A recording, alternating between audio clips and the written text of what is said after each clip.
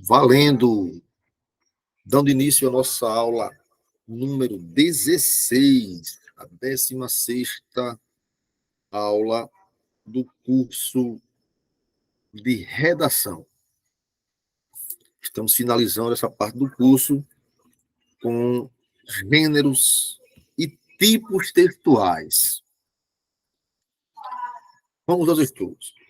Antes de começar a falar sobre gênero e tipo, propriamente dito, é interessante nós entendermos os conceitos de texto, contexto e discurso. Texto é uma estrutura composta de frases ou imagens, né? Que nós temos o texto verbal e o texto não verbal, né? Que diz respeito à linguagem verbal e à linguagem não verbal. Então, o texto é uma estrutura composta de frases ou de imagens, ou de frases e imagens, se for um texto de linguagem mista, né? Que se relacionam formando um sentido completo. Eu venho falando disso, dessa unidade textual, desde os primeiros dias de aula deste curso. O texto tem que ter uma unidade para formar um sentido completo.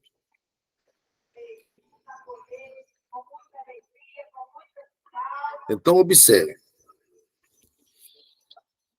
O que seria contexto? Se o texto é uma estrutura composta por frases, por imagens, né, que se relacionam entre si, formando um sentido completo, o contexto é o ambiente, para que vocês nunca mais tenham dúvida acerca do que seria ou do que seja o contexto. O contexto é o ambiente social, o ambiente político, o ambiente histórico, o ambiente cultural, ou a esfera de atuação humana em que os indivíduos interagem por meio de textos. Né? Eu gosto de dar muito exemplo de contexto quando eu uso os números, por exemplo, 22 e 13. Os números 22 e 13 são números cardinais, né? São números que, fora de um contexto qualquer, são somente números, representam apenas numeração. Mas no contexto, por exemplo, na época da política, a presidente, no caso, agora recente, os números 13 e 22 representaram dois polos distintos no Brasil. O 13 representou o PT e o 22 representou o Bolsonaro, né? Esquerda e direita, duas ideologias completamente diferentes, duas filosofias completamente diferentes. E você, por exemplo, não poderia entrar numa sala de aula com a camisa com o 13 ou com o 22, né? Porque naquele contexto das eleições ali, esses dois números representavam partidos políticos. Hoje não, já passou tudo, acabou a eleição, um ganhou, o outro perdeu, e os números 13 e 22 voltaram a ser apenas números. Então, compreender o contexto no sentido de produção textual, no sentido de interpretação textual, é essencial para que a gente consiga compreender o texto. Além das frases que formam um sentido, o texto é produzido diante de um determinado contexto. E para você entender o texto, observe, quando vocês chegarem lá nas provas, né, do Enem, por exemplo, ou do IF agora, quem vai fazer, ou de algum concurso público depois, que sempre tem questões de interpretação do texto, é interessante que vocês vão lá embaixo, no final do texto, e observem a fonte de onde o texto foi tirado. Quem publicou esse texto? Foi uma revista? Foi uma revista de fofocas? Foi uma revista de informativa? Foi uma revista científica? Então, o primeiro ponto é a fonte, né? Onde o texto foi publicado, ou de onde ele saiu. Segundo ponto é a data. Porque ao compreender a fonte e a data, ao perceber a fonte e a data de publicação, é possível que você perceba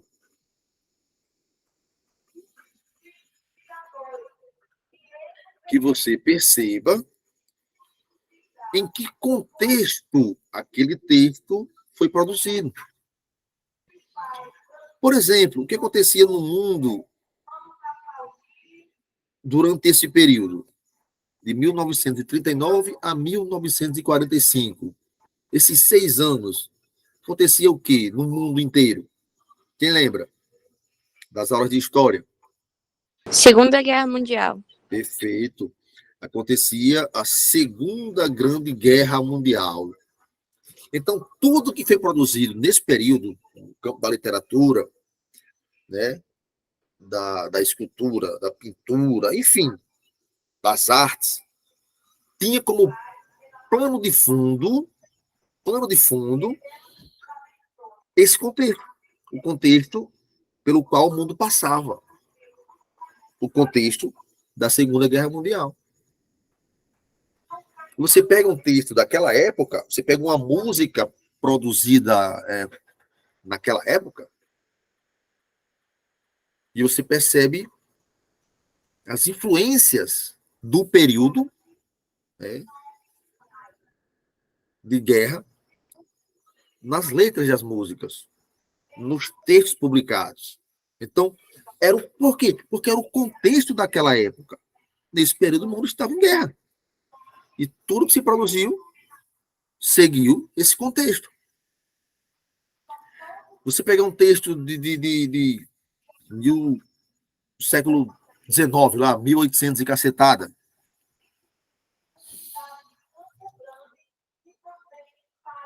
Tudo que foi escrito naquele contexto, naquele período, diz respeito àquele contexto.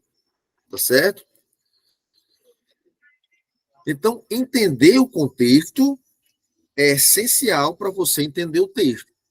E para você entender o contexto, é essencial você saber a fonte que foi publicada, de onde foi tirada a notícia, e o período, o ano. Tá certo? Por exemplo, um texto de Sartre, né? Ou um texto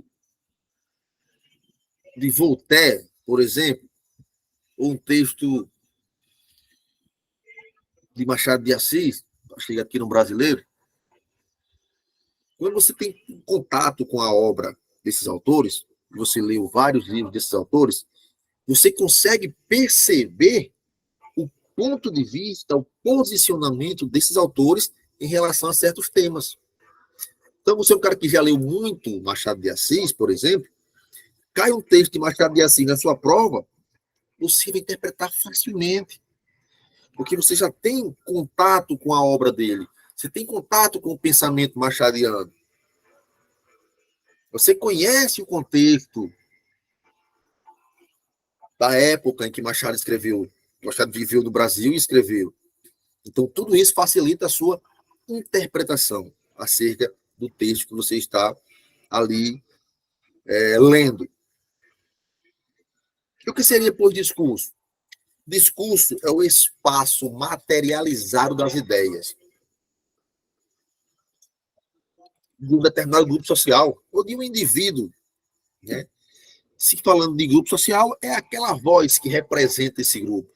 Né? Nós temos um discurso mais progressista, nós temos um discurso mais conservador. Então, discurso barra ideologia, a gente pode pensar dessa forma. Né?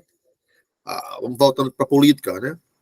A esquerda tem uma ideologia, né? Um discurso de um viés mais progressista, mais liberal, e a direita é um viés mais conservador. Então, tudo que é produzido pela direita tem um viés mais conservador, porque segue a lógica do discurso conservador, do pensamento direitista. Tá certo? Então, texto é uma estrutura com sentido. O contexto é o ambiente onde esse texto é produzido. E o discurso é a materialização das ideias, seja no plano oral, seja no plano escrito. O discurso é o pensamento em ação. Tá certo? Tranquilo aí? Ficou dúvida no que seja contexto, texto e discurso? Tudo certo? Tudo certo, professor. Maravilha. Continuemos, pois, entrando agora nos gêneros textuais propriamente ditos. Observe, gêneros textuais ou gêneros discursivos. É só questão de nomenclatura. Tanto faz você dizer gêneros textuais, quanto gêneros discursivos. No final das contas, dá no mesmo. São categorias de texto que circulam em determinada esfera da atividade humana, na escola, no trabalho, na internet, no jornalismo, na literatura, enfim. E apresenta estrutura, temática e estilo relativamente fixos e tem a mesma finalidade comunicativa. Observe. Bakhtin vai dizer que, Mikhail Bakhtin vai dizer que os gêneros são textos relativamente estáveis, ou seja, relativamente fixos, os gêneros textuais. Né? Eles podem sofrer alterações, mas a estrutura é basicamente a mesma. Por exemplo, um gênero textual muito utilizado hoje, hoje não, há algum tempo, né? Hoje já está sendo menos utilizado, mas utilizado em ambientes ou em situações formais, o e-mail. O e-mail nem sempre existiu. Antes de mandarmos e-mails, nós mandávamos cartas. Vocês não, vocês são jovens, não pegaram cartas ainda, mas na idade de vocês ainda cheguei a escrever cartas por no correio e tal. Ninguém mais põe carta no correio. Basta que o que os carteiros menos entregam hoje são cartas. Se é que ainda entregam. Entregam livros, entregam compras pela internet, que são feitas pela internet, mas cartas, aquela cartinha lá que tem o remetente e tal, um envelopezinho, escrita à mão, não sei se ainda há quem escreva cartas. Né? Enfim, mas por quê? Porque a carta é um gênero textual quase em extinção. Por quê? Porque ela foi substituída pelo e-mail. Mudou, mas não mudou a estrutura, não mudou a finalidade. Né?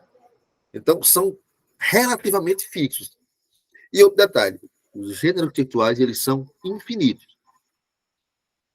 Esse momento aqui, de aula, a aula é um gênero textual.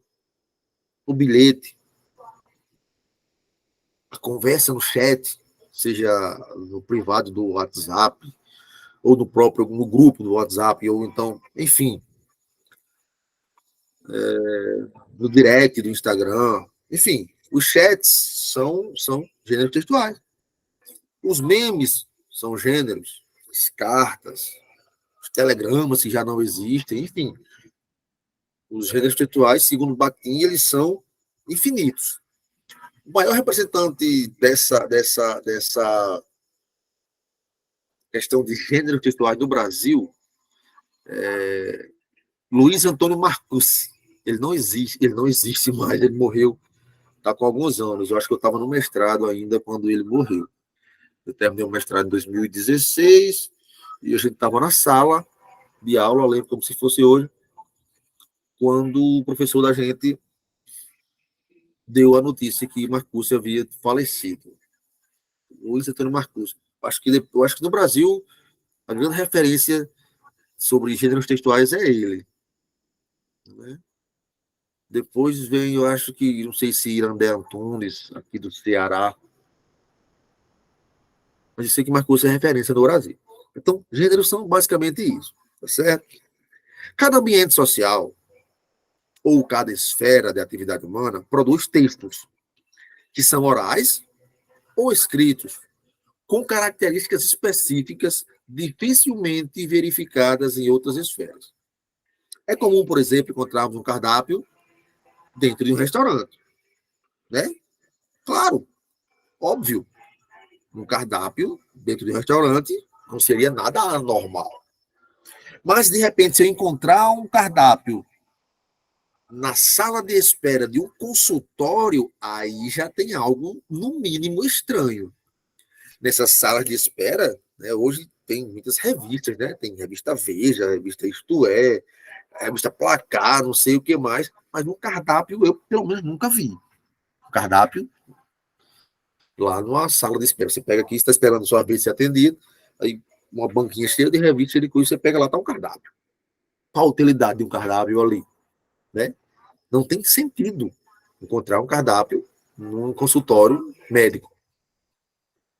Né? Quando precisamos orientar alguém por escrito sobre como preparar um prato qualquer, por exemplo, já conhecemos mais ou menos as características que precisamos, ou do texto que precisamos produzir, né?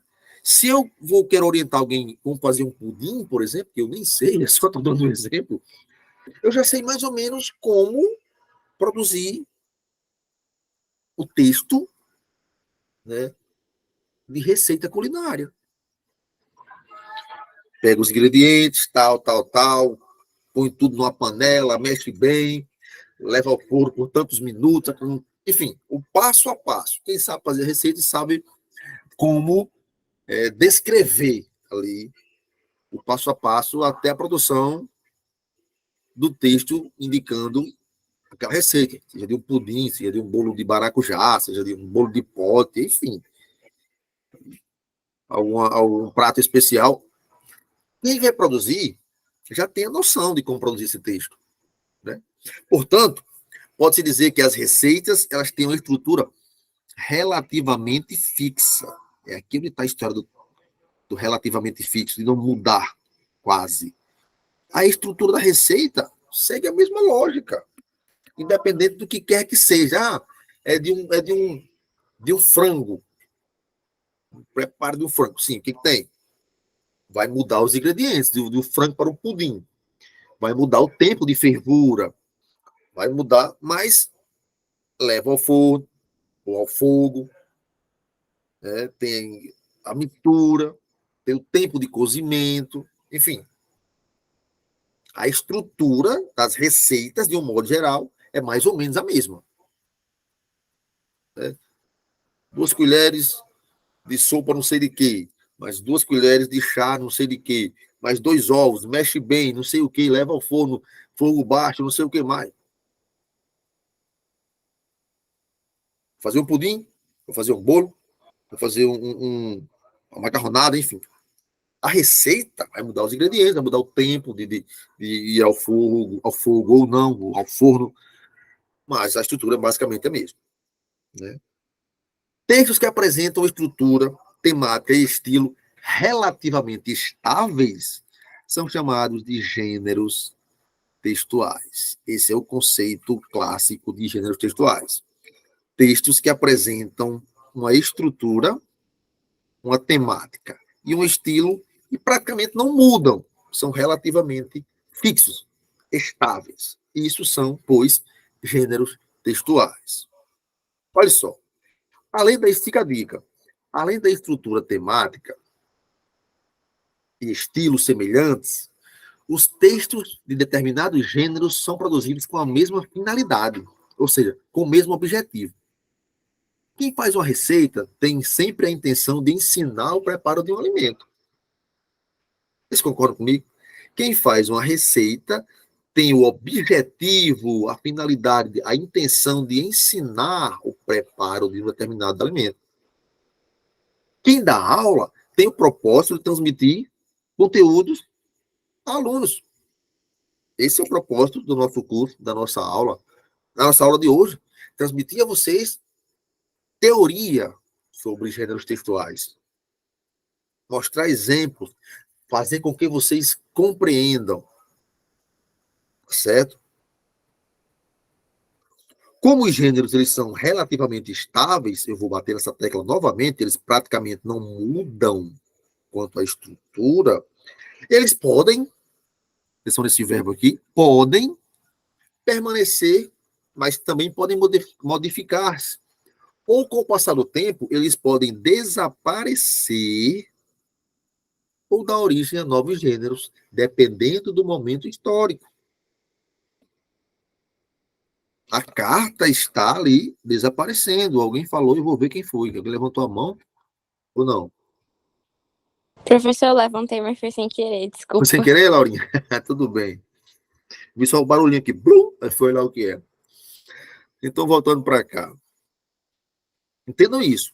Os gêneros, eles podem permanecer, mas eles podem modificar-se, eles podem desaparecer e dar lugar a outros gêneros.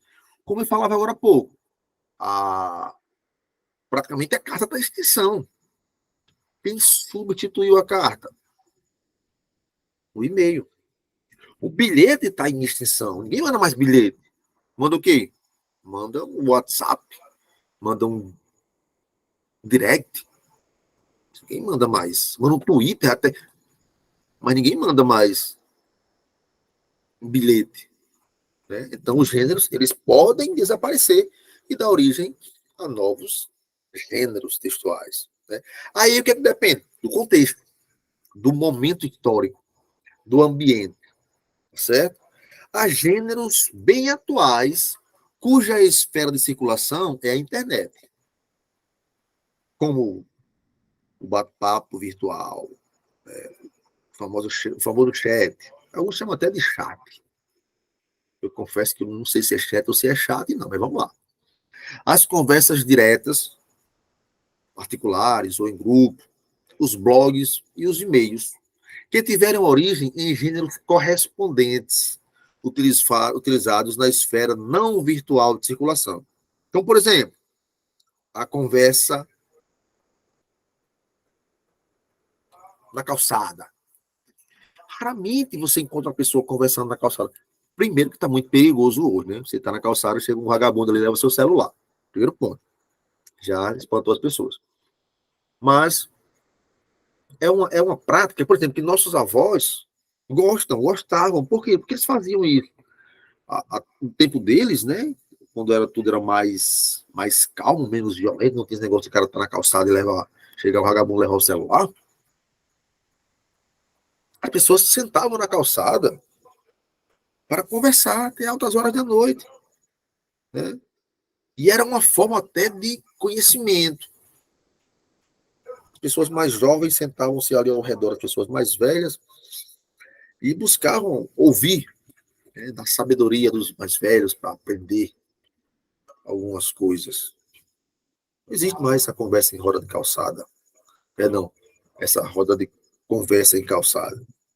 O telefonema, telefone antigo, não existe praticamente. Hoje, até a própria ligação direta tá mais rara. Só em último caso você liga para alguém. Na maioria das vezes você manda um texto escrito no WhatsApp ou então um áudio, se for muita pressa. E quando você liga hoje, você liga diretamente do WhatsApp. A menos que você esteja no local sem internet, e aí você vai ligar direto. Mas é só a coisa mais rara do mundo.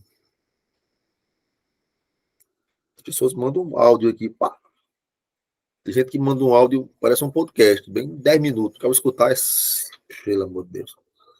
Enfim. O diário pessoal é um gênero também antigo. Raramente se usa hoje. As meninas, principalmente, as meninas, as mocinhas ali, tinham um hábito de escrever no diário. Raramente alguém usa diário ainda.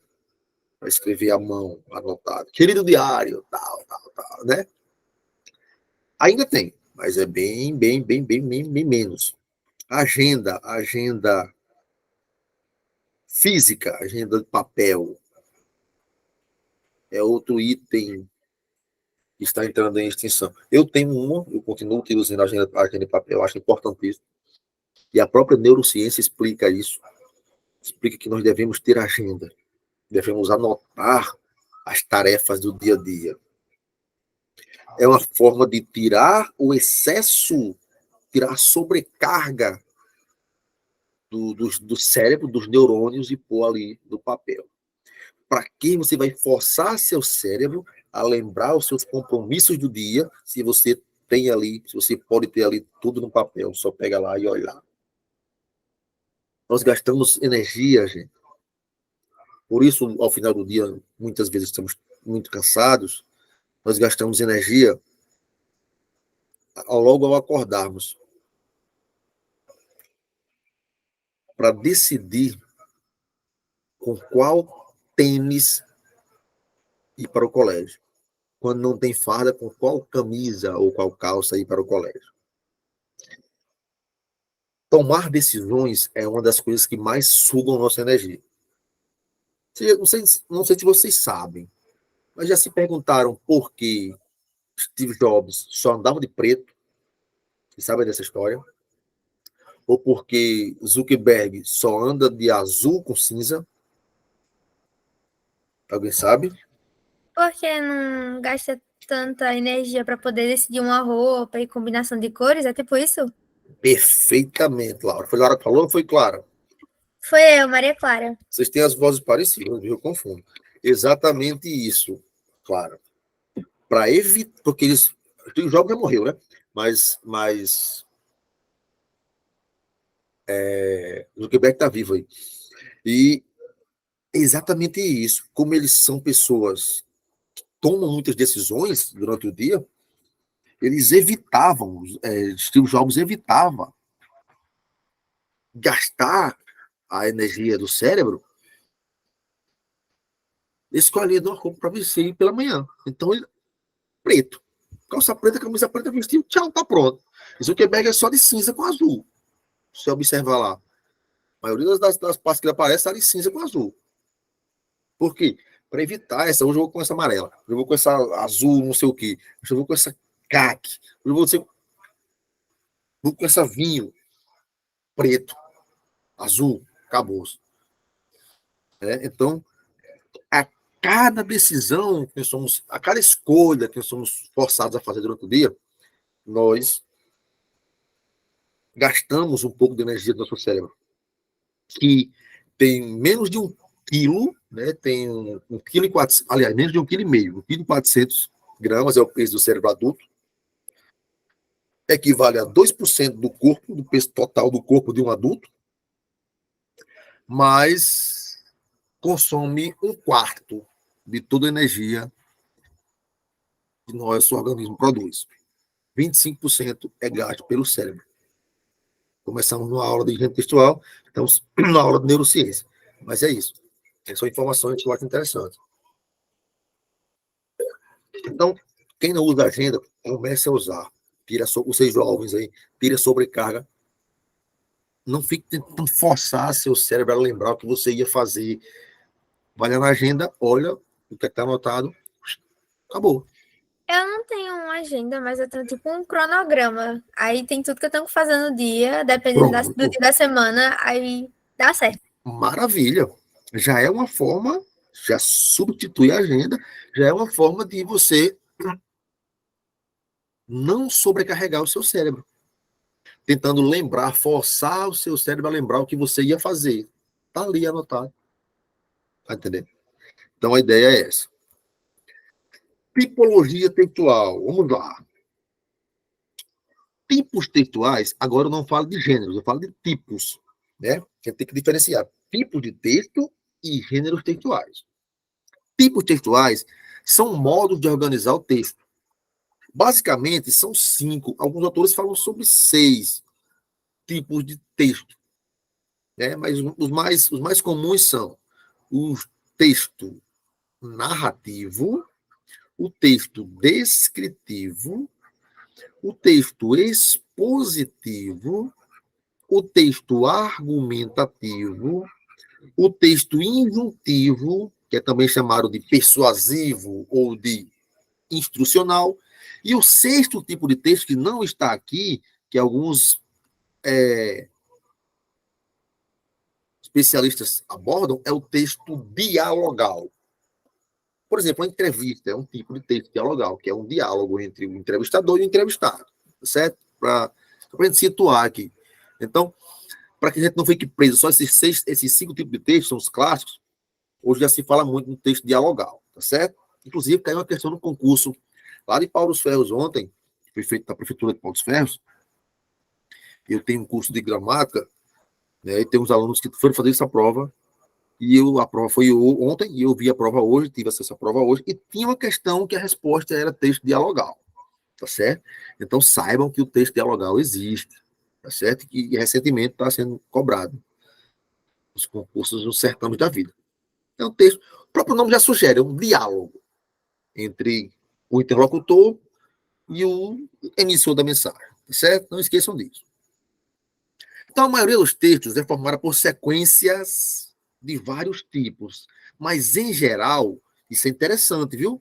Olha só, quando vocês forem analisar um texto lá na prova de vocês, a parte de um texto, um trecho de um texto, entendam isso.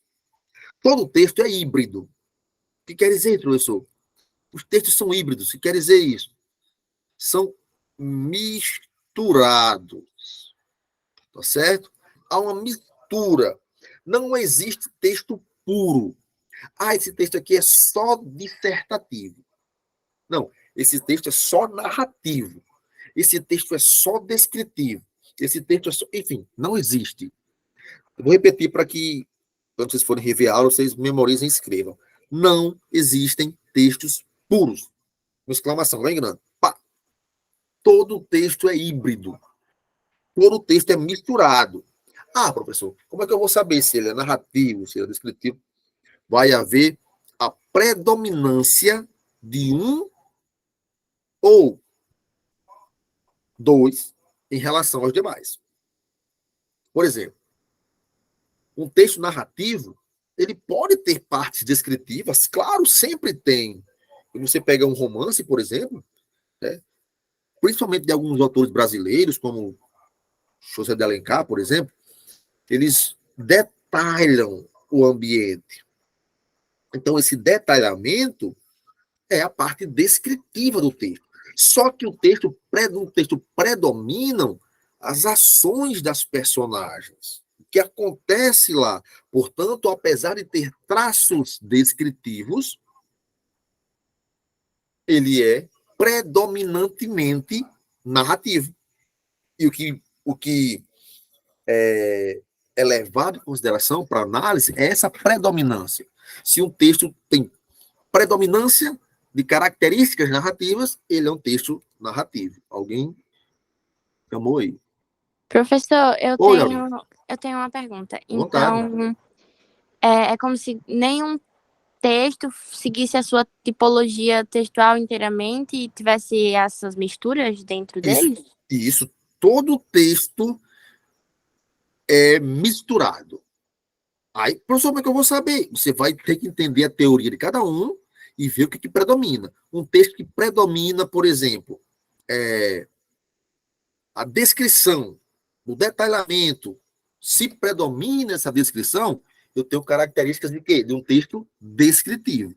O que não impede dele ter dentro da descrição, ao longo do texto, outras partes narrativas, até instrucionais, talvez, depende de como o texto é produzido.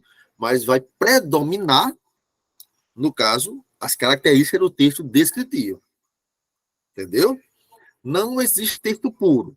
Não existe, não existe. Sempre vai haver uma mistura ali.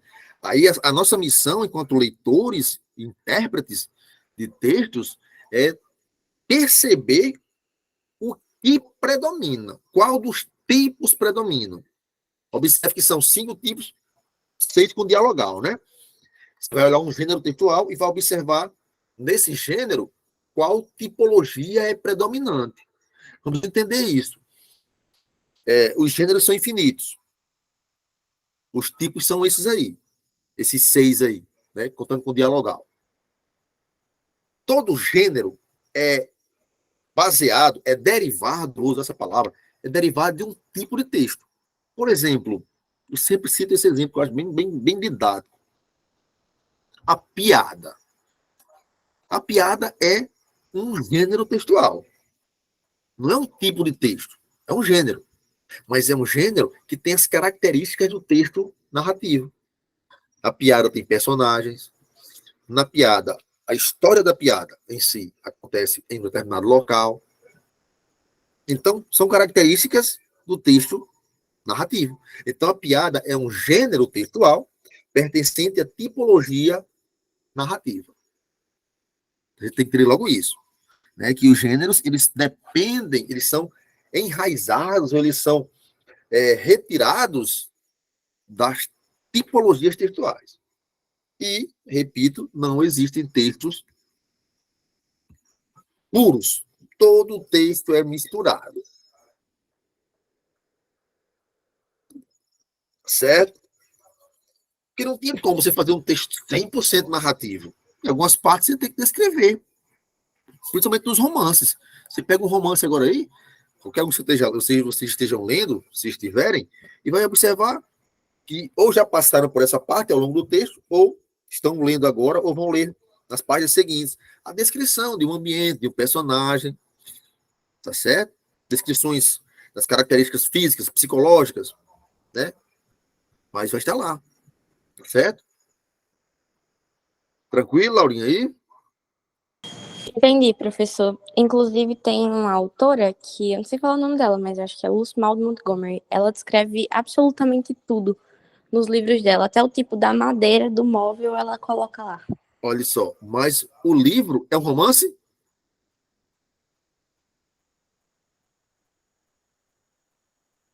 Qual o nome da autora, Laura? Lucy Maud Montgomery.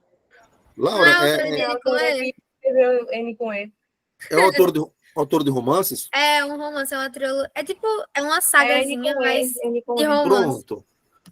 Aí você observa que, para provar o que eu estava dizendo, o romance é um gênero textual pertencente à tipologia narrativa. Tá certo? Tem até aqui, ó, nosso exemplo aqui, eu tenho predominam aqui no cantinho, eu vou riscar agora. Romance. Estão vendo aí? Tipologia, aliás, tipo, objetivos, características predominam. Acabei de riscar. Romance. Romance é pertencente ao tipo de texto narrativo. Só que, como você falou agora, a mulher descreve tudo. Predominam o relato, né? Predominam as ações dos personagens, só que lá pelo meio existem partes descritivas, provando que eu acabei de dizer que os textos são híbridos, são misturados. Então, pegando como base aqueles 5 tipos que a gente tem lá, não trazendo o dialogal, mas aqueles 5 tradicionais, o que nós temos aí? O texto narrativo. Qual é a característica ou quais são os objetivos do texto narrativo? Narrar, relatar fatos que podem ser reais ou podem ser fictícios, imaginários. Quais são as características dos textos narrativos? Neles aparecem verbos de ação, neles aparecem verbos do passado, neles aparecem marcadores temporais, tempo, como, por exemplo, advérbios, e presença de um conflito, de algo a ser resolvido. Certo? É sempre assim. Eu tenho o início do texto, né? Que eu tenho ali a apresentação das personagens, né? Que tem aquela harmonia onde são apresentados os personagens, esse ambiente, né? E, de repente, acontece algo que quebra aquela harmonia, que é o tal do conflito. E, ao longo do texto, a ideia do narrador é apresentar o que acontece, as ações das personagens, né, para resolver esse conflito que foi iniciado, com aquela quebra inicial de harmonia na história. Quais são os gêneros textuais que predominam na tipologia narrativa? O romance, que eu já trouxe aqui, mas também nós temos o conto maravilhoso, a fábula, a lenda, a crônica, a anedota e a piada que eu falei agora há pouco, né? O diário, a notícia, o relato pessoal, a novela, né? Os noveleiros de plantão, se não sabia, saibam que a novela é um gênero textual pertencente ao tipo narrativo. A biografia, a aventura, só para citar alguns exemplos. Então, o que eu tenho aí? Eu tenho tipo narrativo e eu tenho gêneros textuais que pertencem a essa tipologia. Depois, o descritivo. Qual é o objetivo desse tipo de texto? É descrever seres, paisagens, ambientes de um modo geral, personagens, enfim. Quais são as características? Por exemplo, já muda aqui em relação aos verbos dos textos narrativos, que são predominantemente de ação. Nos textos descritivos, predomina o verbo de ligação. Os verbos não estão no passado, mas no presente do indicativo. E predominam as formas nominais do verbo, infinitivo, gerúndio, particípio. E há uma presença marcante de adjetivações. Claro, se eu vou descrever, eu preciso caracterizar. Para isso, eu uso adjetivos. Então, quais seriam alguns exemplos de gêneros textuais descritivos? Anúncio classificado de jornal ali. Cardápio, nós falávamos no início da aula. O laudo técnico. O memorial descritivo. E por aí vai. Outro tipo de texto é o texto expositivo. Qual é o objetivo? É expor informações, expor conhecimento. Agora, detalhe. O expositivo, ele pertence ao texto que a gente chama de argumentativo, ou, perdão, de dissertativo. O texto dissertativo subdivide-se nesses dois aqui. O texto ele pode ser dissertativo expositivo e dissertativo argumentativo. E a diferença entre eles é essa. O texto expositivo, ele expõe as informações sem a menor intenção de convencer quem lê. As informações estão aqui. Se você vai se interessar por elas, se você vai acreditar nelas, se você vai confiar nelas, estou expondo informações. Estou apresentando-as. Né? Como, por exemplo, os seminários. Um seminário você faz na escola, por exemplo, né, que o seu professor de geografia, ou de português, ou qualquer outra disciplina, pede para o seu grupo apresentar um seminário. Você apresenta, você pega um conteúdo lá e explica e dá uma aula, e o seu grupo não tem obrigação de convencer ninguém. Está expondo aqui a teoria. É assim, assim, assim. Acabou. Eu estou dizendo aqui que o gênero textual palestra é um gênero que pertencente à tipologia expositiva. Mas não estou obrigando a você, não querendo convencer você disso. Eu estou expondo, estou apresentando aqui. Estou dizendo que é. Agora, se você vai acreditar ou não, é problema seu. Entendeu? Seminário, palestra, conferência, verbete, resumo, resenha, reportagem, por aí vai.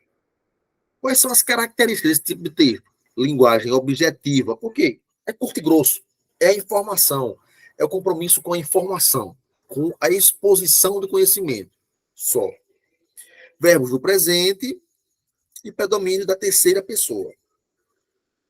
Depois disso, nós vamos para a outra parte, que é o texto dissertativo, argumentativo.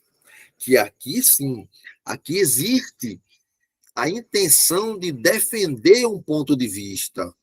Lá o artigo de opinião que vocês vão escrever, né, lá no IF, artigo de opinião, é um gênero pertencente à tipologia dissertativa argumentativa, né, que tem como objetivo principal dar opinião, empregando argumentos para convencer o interlocutor. A ideia é essa. Diferente do expositivo, que expõe, deixa aí, creia quem quiser crer, o argumentativo defende, faz com que você se convença daquela ideia que ele está vendendo. Vendendo, entre aspas. Quais são, então, as características? A apresentação de argumentos segundo a organização lógica, né? Nós vimos isso na questão da teoria do texto dissertativo, argumentativo, né? As estratégias argumentativas, os operadores argumentativos, vimos tudo isso. Estabelece ali uma relação de causa e consequência, né? Causa e efeito, que é a mesma coisa.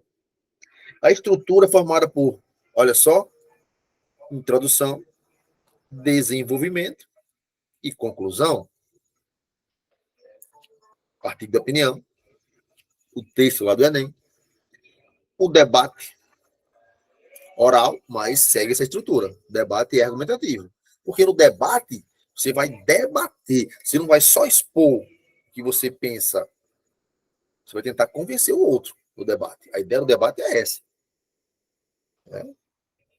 Então, tem o editorial, artigo de opinião, manifesto, carta aberta, carta de reclamação, ou seja, tudo isso busca convencer, modificar o pensamento do interlocutor.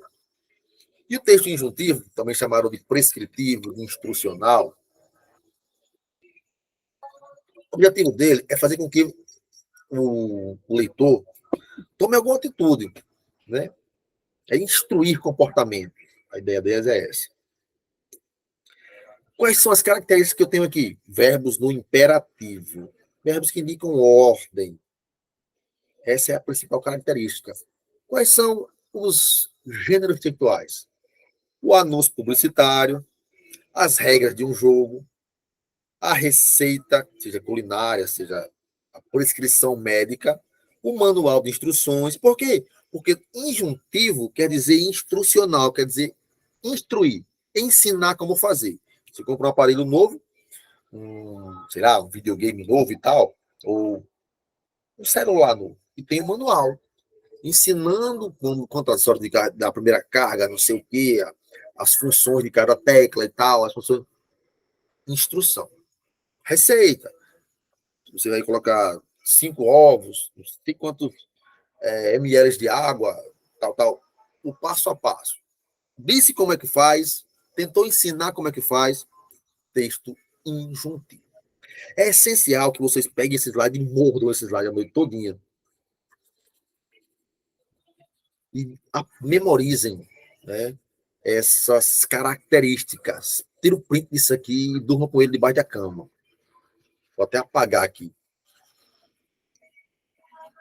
Aí tem o mapa da mina.